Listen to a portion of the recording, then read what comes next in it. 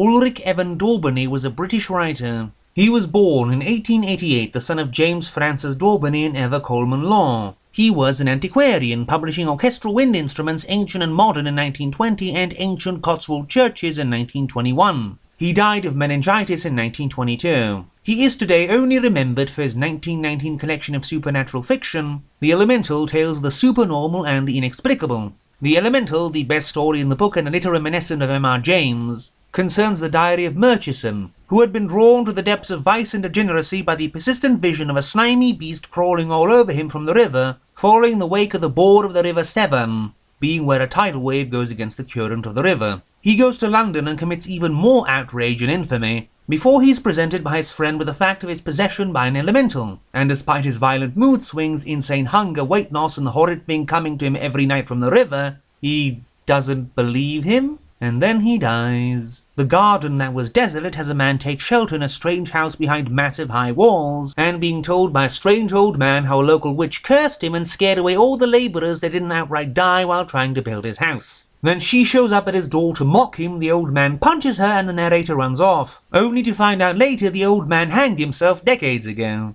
But as he goes back into the house to check again, the old man is there and it begins all over. The stomach is annoying. There is a weird tree in the garden of the house Irene inherited from her cousin Geraldine. The tree is surrounded by dead things and its leaves are crimson and bloated whenever this happens. Geraldine was sitting in the tree all the time, suffered sudden anemia and died. Then Irene finds Geraldine's diary talking about her obsession with the tree. And yet Irene, her husband and her friend go around in circles having no idea why Irene is suffering from the exact same symptoms as Geraldine, after Irene hung out in the tree and got a wound on her neck just like Geraldine. It takes a book on local tradition spelling it out for them to finally burn the tree down. In The Hand of Glory, the narrator's friend dies by hanging, and then had his hand cut off and stolen just before the funeral. But the narrator's colleague manages to remember his catechism to stop the local witch from stealing the land deeds by using the dead man's hand as a hand of glory, and she dies. Madison's mummy has the most potential in the book. Briefly, Madison falls unconscious in the bath, and his spirit is made to inhabit the corpse of a mummy which is in his room.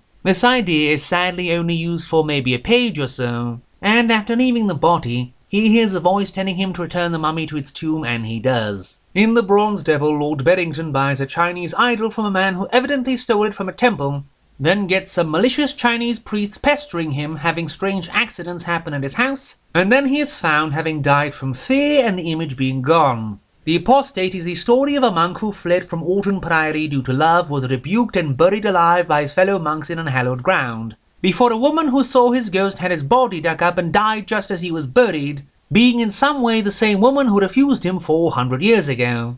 As it was written, has Millicent see a vision of a murder, but though she knows who the murderer is, the police has no reason to get his fingerprints. Then an anonymous Scotland Yard inspector shows up, and this story immediately cuts to the end where it says they got the prints by ruse, and that the culprit admitted his guilt. Not sure if I should be glad Daubeny skipped a boilerplate mystery plot or be annoyed on principle that he skipped the entire third act and denouement. There are good stories here, but a lot of them veer into rather mundane supernaturalism.